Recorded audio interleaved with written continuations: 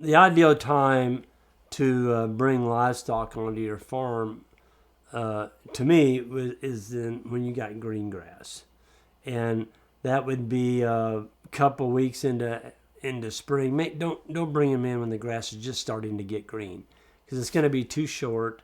It's not going to have any energy in it. Too much protein, you're going to have troubles. So I would like to bring my livestock onto the farm ideally when I have, let's say, 6 to 8 inches of grass in the springtime, new grass.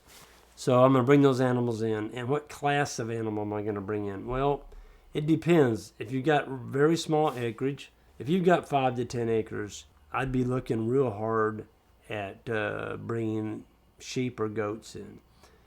They're going to be more well suited to a smaller acreage than cows are. Here now, you got to be careful where you live at too. So we live in central Missouri. We're typically they say we live in a 36 to 38 inch rainfall.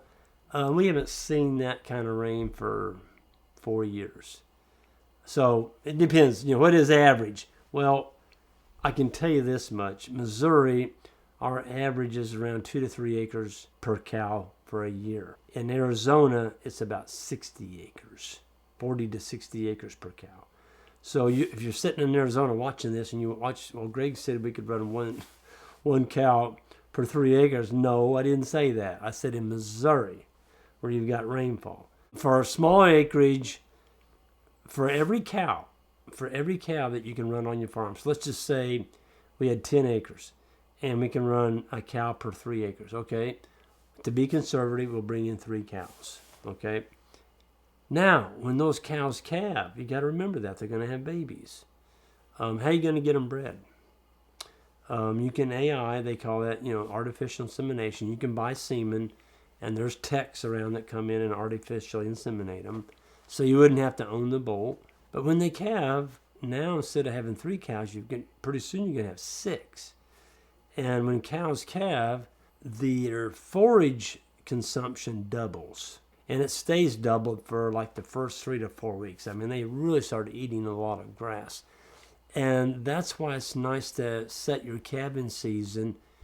If you decide to do cow-calf, always set your calving season in the spring when your grasses are growing fast.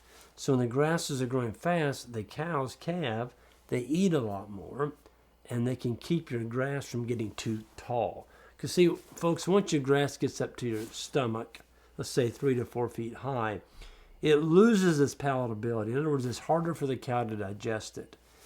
And they don't do so well on it. They can actually lose weight. And so it's really nice to coincide your calving season with what we call the spring flush. The spring flush is where your grass grows almost an inch a day. I mean, it really does. Here in Missouri, it can do that. You hit up 70-degree weather.